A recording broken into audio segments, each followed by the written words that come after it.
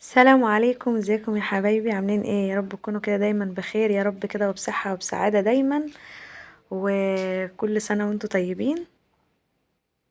طبعا بقولكوا كل سنة وانتوا طيبين بمناسبة خلاص ان فاضل شهر والسنة الجديدة تهل علينا. يا رب تكون سنة كده سعيدة عليكم وتخش عليكم كده بالبركة والرزق يا رب، احنا وانتوا كده يا رب. طبعا يا حبايبي انا النهاردة كده اليوم بتاعي، يعني وديت عيالي المدرسة وجيت كده عند حماتي تحت، كان البيت عندها مبهدل وكده يعني شوية، فروقت لها كده البيت، وكنست البيت كان الصبح بدري. وديت يعني العيال وكده، ولقيت الفرشة بتاعة التلفزيون كانت مبهدلة، فحشتها وغيرتها، يعني مسحت التلفزيون والرسيفر زي ما انتوا شايفين كده، كانت مطربة جامد، وحشتها وحطيت كده مفرش يعني غير. وطلعت بقى كده على شقتي، قلت اشوف هعمل ايه يعني فوق في شقتي وكده، واروق شقتي. طبعا عشان النهارده كان عليا اليوم عند حماتي تحت، فانا قلت ايه، خدت اليوم من اوله كده، وديت العيال المدرسه وروقت البيت تحت عند حماتي. وبعد كده طلعت برضو على شقتي، قلت اروق شقتي قبل ما انزل اعمل الغدا. فطبعا عملت فطار، طبعا قلت افطر كده. طبعا يا حبايبي المشروب ده عايزه اقول لكم ان هو مشروب نسائي، يعني اللي هو الحلبة على القرفه، ده حلبة على قرفه. ده مشروب نسائي، مشروب جميل جدا ومفيد لكل ست يعني، فوائده حلوة قوي. فانا طبعا عملت المشروب ده، انا بحب يعني اشربه الصبح كده ساعات، فعملت المشروب ده كده وحضرت طبعا كده فطار. كان فطار ده يعني كنت انا محضراه ليا ابني الصغير. طبعا بقى يا حبايبي عملت الفطار كده زي ما وريتكم، قلت بقى علشان اكل لقمه، يعني عشان طبعا اليوم كان ورايا طويل، كنت عامله كده سندوتشات طماطم بطعميه، وده كان بسكوت كده، يعني البسكوت ده انا بحبه قوي بعشقه يعني، فانا على طول بحب افطر بيه الصبح. ودي كانت واحده بيتزايه كده كنت جايباها جاهزه يعني. وقعدت فطرت كده طبعا، وبعد كده بقى ايه، فتحت البلكونه كده زي ما انتوا شايفين، عندي العصافير اللي بتبقى واقفه على البلكونه دي بتضايقني جدا بجد والله، بتقعد تزعجني الصبح كده، بتفضل تخبط على الازاز بمنقرها فبتصحيني اصلا. اول ما الفجر اللي بيقول الله اكبر بتخبط كده بمنقرها على الازاز فبتصحيني يعني، فهي زي منبه ليا يعني. بس وكده قمت بقى طبعا، فتحت البلكونه كده زي ما انتوا شايفين، وغيرت بقى الملايه بتاعه السرير بتاعه العيال. انا هي الصراحه هو مش سرير يعني، مرتبه انا كده حطاها على الارض، ويعني الاولاد بيناموا عليها عشان انا ما عنديش اوضه نوم اطفال. وطبعا شلت بقى كده كل المشايات، يعني هو ترويق مش عميق، يعني ترويق كده اللي هو الروتين بتاع كل يوم.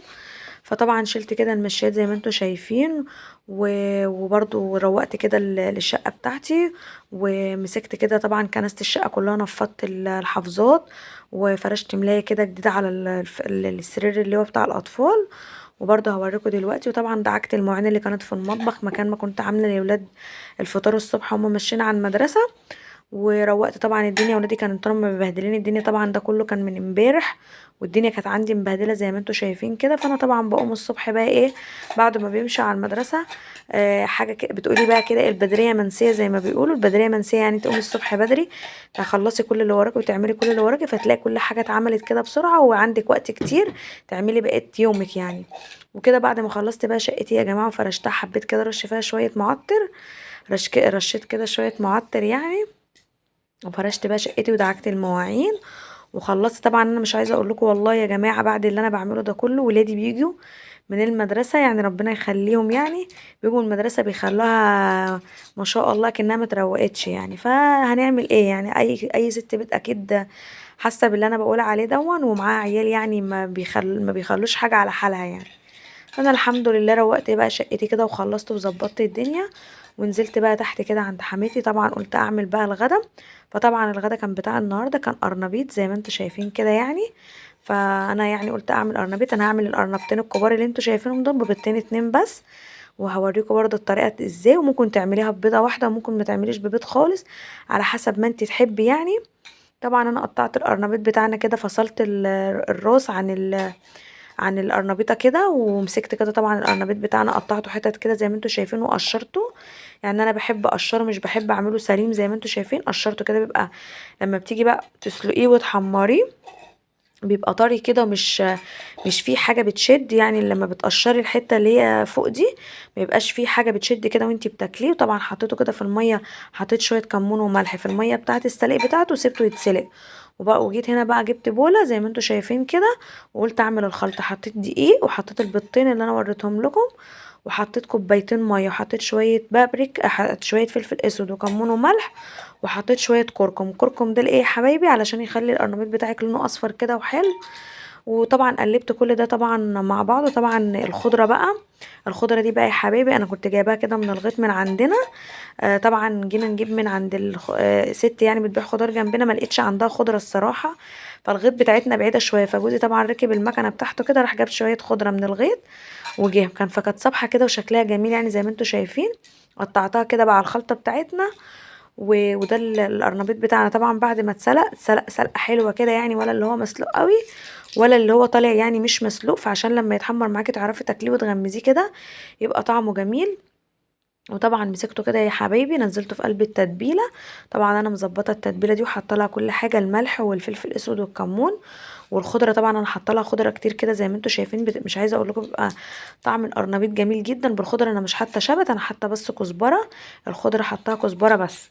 فطبعا ريحه الكزبره يا جماعه بجد والله، الكزبره الصبحه وانت جايباها كده من الغيط ريحتها جميله جدا وتحفه يعني. وانتوا عارفين بقى فوائد الكزبره يعني. مسكت طبعا كده الزيت، انا ما كنتش حاطه زيت كتير في الطاسه، انا بحب اقلي القرنبيط بتاعنا من غير زيت كتير يعني. حطيت شويه زيت قليلين كده زي ما انتوا شايفين. ونزلت بقى كده بالقرنبيط بتاعنا، حطيته كده وقلبته على الناحيه التانية. شوفوا لونه تحفه. اللون ده بقى بسبب ايه؟ شويه الكركم اللي انت بتبقي حطاهم.